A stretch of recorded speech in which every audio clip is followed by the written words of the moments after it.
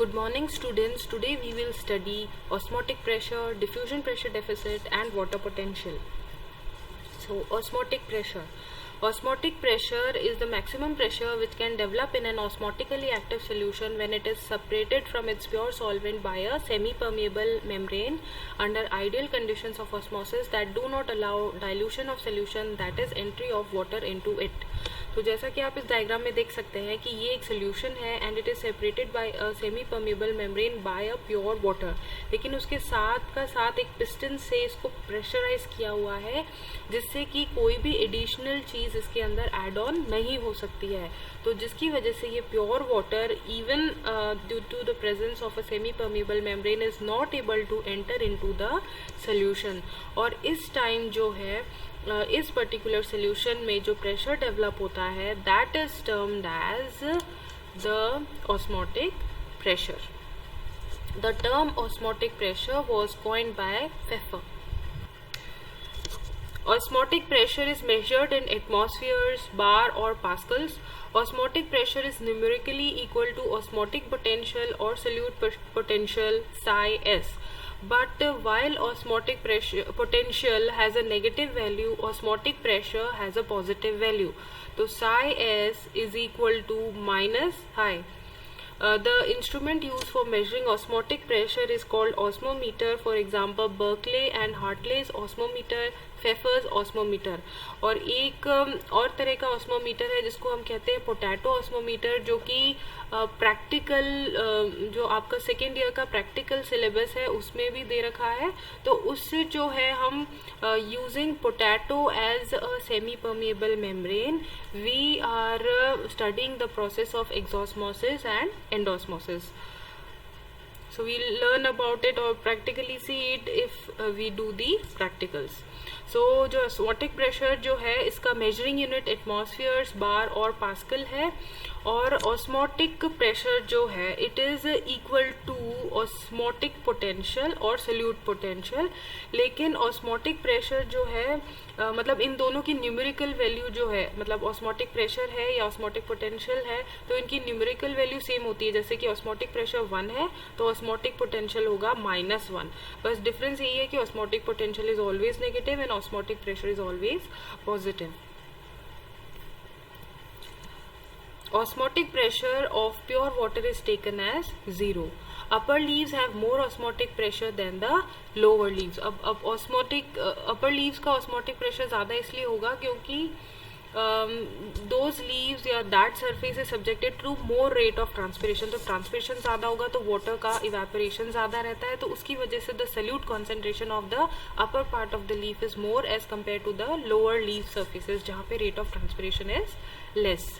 Now seeds may develop an osmotic pressure of 100 atmospheres. अब seeds क्योंकि they are isolated from water, क्योंकि जैसे ही water के contact में आएंगे दे वुड जर्मिनेट, तो सीड्स जो है as such they are dry और उनका सल्यूट कॉन्सेंट्रेशन बहुत ज़्यादा होता है, इसीलिए इनका ऑस्मोटिक प्रेशर भी ज़्यादा होता है। अब हेलोफाइट्स कैसे प्लांट्स होते हैं जो कि सॉल्टी कंडीशंस में ग्रो करते हैं, either at the merging of a river and N ocean, जैसे कि सारे मैंग्रोव्स जो होते हैं तो दे आर हेलोफाइट्स। इसके अलावा कुछ ऐसे प्लांट्स जो कि high salt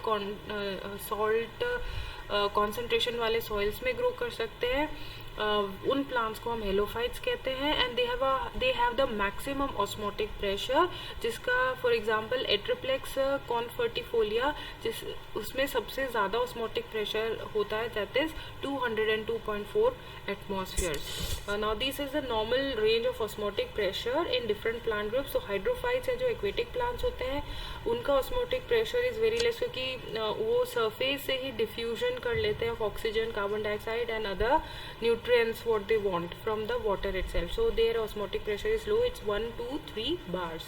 For mesophytes, the normal plants like mango and asopalam or people the osmotic pressure is from 5 to 15 bars. For xerophytes it is 10 to 30 bars normally, लेकिन कुछ conditions में जैसे कि drought, अगर severe water scarcity हो जाती है, so the osmotic pressure rises to 60 bars. और हेलोफाइट्स का जो है it is more than 30, so they have the maximum osmotic pressure with maximum in atriplex. Osmotic और सल्यूट पोटेंशियल। अभी हमने ऑस्मोसिस या ऑस्मोटिक प्रेशर स्टडी किया, अब हम स्टडी करेंगे ऑस्मोटिक और सल्यूट पोटेंशियल। ऑस्मोटिक और solute potential it is denoted by psi s। अब ये क्या है? It is the decrease in the chemical potential of pure water due to the presence of solute particles in it. तो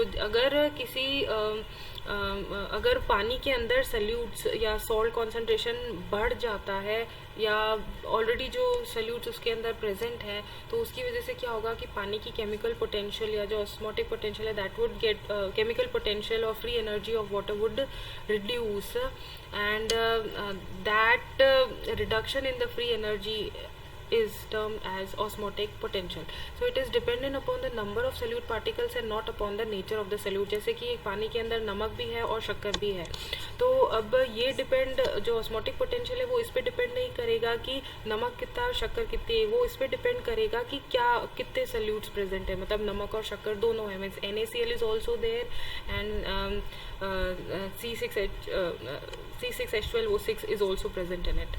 Now solute particles reduce the free energy of water by diluting it. तो diluting it मतलब उसको concentrate कर रहे हैं, water का pure form reduce कर रहे हैं, so it is mentioned diluting it, increasing the entropy. entropy मतलब उसकी free energy बढ़ रही है, and reducing the vapor pressure. Vapor pressure is reduced, raising the boiling point and lowering the freezing point. Its value is calculated by the following formula. तो इसके लिए एक formula है how we can calculate the osmotic potential.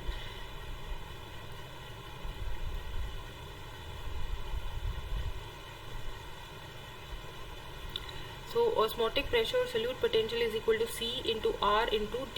अब ये what is the C? C जो है it is the constant. C is the concentration of the solute particle in moles per liter. For 1 mole or molecular weight in gram, 6.02 into 10 to the power 23 particles or molecules. R is a gas constant with a value of constant value of 0.083 and if 0.082 if in atmosphere, and T is the temperature in absolute degree and which is 273 degree K. Okay. The osmotic potential of a molar solution of non-electrolyte like sucrose at 0 degree Celsius or 273 degree A and 20 degree Celsius or 290 degree A can be calculated as below. So this 273 is the absolute temperature, and if whatever temperature is being added or increased, so that we add to it to give the particular temperature, so 293 A. So at 0 degree Celsius, the molar concentration of sucrose is 1 into the R, that is the gas constant, into the absolute temperature, that is 273. So that is 22.7 bars or 22.4 atmosphere as negative, because we are calculating the osmotic potential. Then at 20 degrees Celsius, again the molar concentration of sugar would be would be 1, because it is a non-electrolyte. It is not NaCl or HCl or so. Then into the gas constant into 293, that is the absolute temperature at 20 degrees Celsius, and then what we get is 24.3 bars or 24 atmospheres as a negative. In case of strong electrolytes, the osmotic potential may be almost double or triple as compared to the non-electrolytes. So अगर NaCl है, नमक है या KCl है या और भी इस तरह के कोई भी strong electrolytes हैं, तो उनका जो ये atmospheric pressure रहेगा, it would be double or triple as compared to the non-electrolytes. Now the second topic which we will study today is diffusion pressure deficit or DPD. अब ये क्या होता है? So diffusion pressure, DP is diffusion pressure of a liquid is always definite. The diffusion pressure of solvent is more than that of a solution. That is, मतलब DP diffusion pressure of water would always be more than a sugar solution or a salt solution. Diffusion pressure जो है पानी का हमेशा ज़्यादा रहेगा as compared to the sugar solution or salt solution. The amount by which the diffusion pressure of a solution is lower than that of its solvent is called as the diffusion pressure deficit. मतलब जैसे for example पानी है और एक हम पानी लेते हैं और एक हम salt solution लेते हैं, तो जो डिफ्यूजन प्रेशर है उन दोनों का, मतलब एक सॉल्ट सोल्यूशन का डिफ्यूजन प्रेशर पानी के डिफ्यूजन प्रेशर से कितना कम है, is termed as the diffusion pressure deficit. So it is the index of absorbing power of a solution. मतलब ये उस solution के उस point पे dependent रहता है कि वो solution कितना पानी absorb कर सकता है, या फिर इसको हम suction pressure भी कहते हैं. The term diffusion pressure and diffusion pressure deficit were given by B.S. Meyer in 1938. Nowadays water potential psi is used. So psi is equal to diffusion pressure deficit, लेकिन इनमें भी ये difference है, जैसे कि osmotic pressure osmotic potential में था. Both have the same numerical value, they both also have the same numerical value, but water potential is negative and dPd is positive.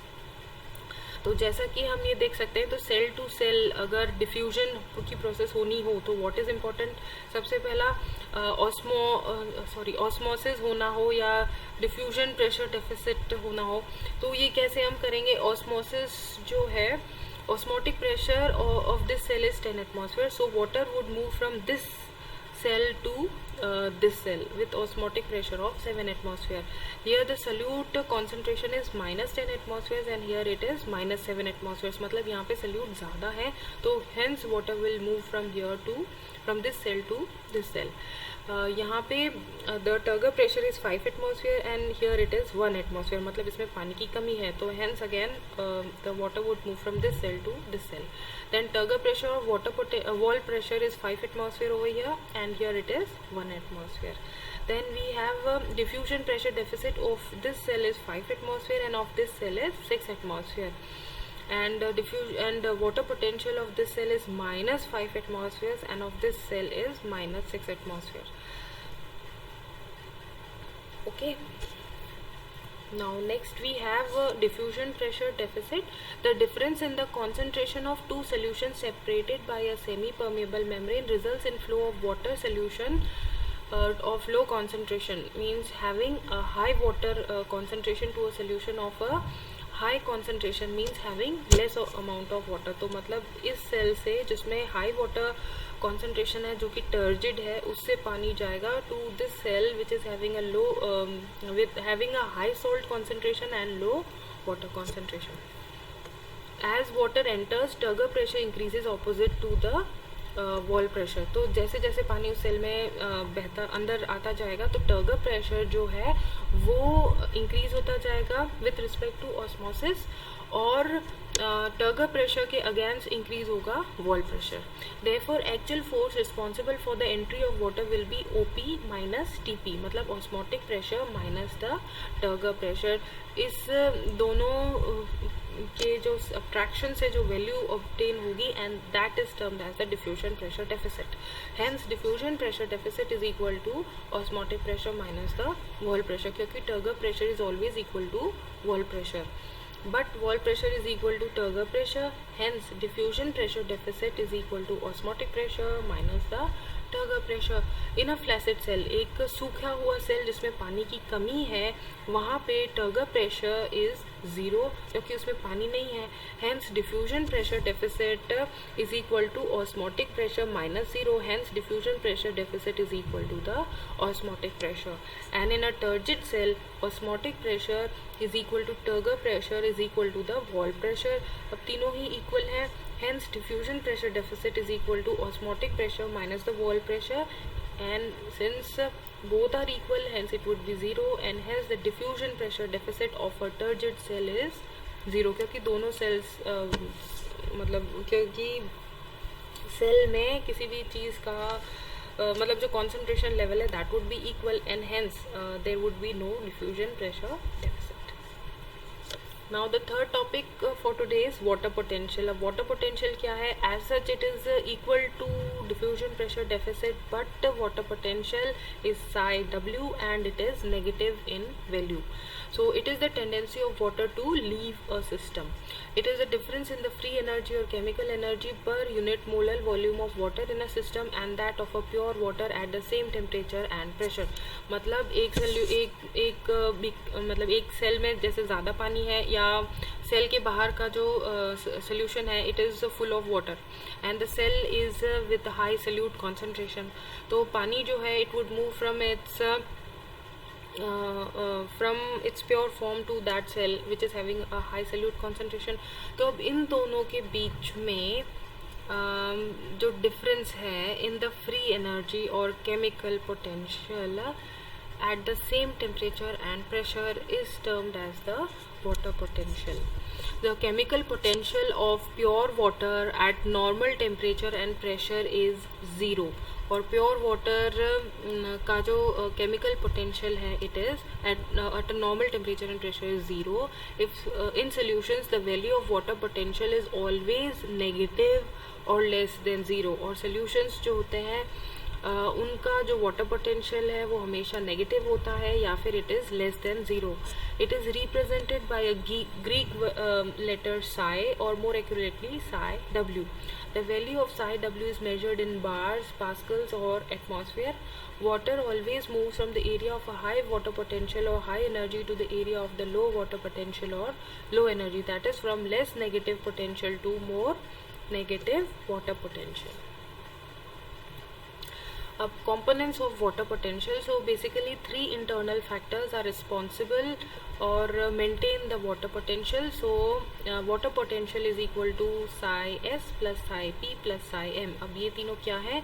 First is psi m. Psi m क्या है? Metric potential. Metric potential it is used for the surface, soil particles, cell wall, cytoplasm to which water molecules are adsorbed during osmosis. In case of mature cells and hydrated cells, cell walls, the effect of psi m is negligible and hence the water potential becomes psi s plus psi p. क्योंकि psi m जो metric potential है that becomes that the effect of that becomes negligible. तो metric potential क्या है? तो ये basically जो भी सेल सर्फेसेस हैं उनके लिए यूज़ होता है कि वो जो सर्फेसेस वाटर को पहले एब्जॉर्ब करती हैं और सेल को मॉइस्ट करती हैं जिससे कि सेल्स मॉइस्ट होके फिर उनमें ऑस्मोसिस की प्रोसेस जो है वो स्टार्ट हो जाए.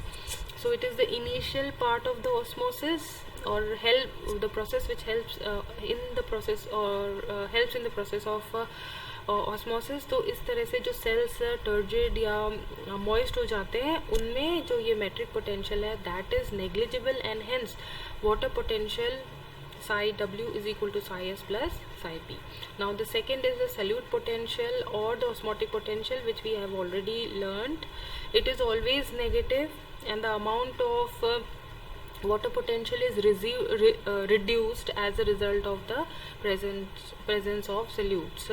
तो इसका यही है कि solute potential या the presence of solute जो है the concentration of the solutes which are present in a solution reduce the water potential. तो जितने ज़्यादा solute का concentration होगा उतना ही कम water potential होगा.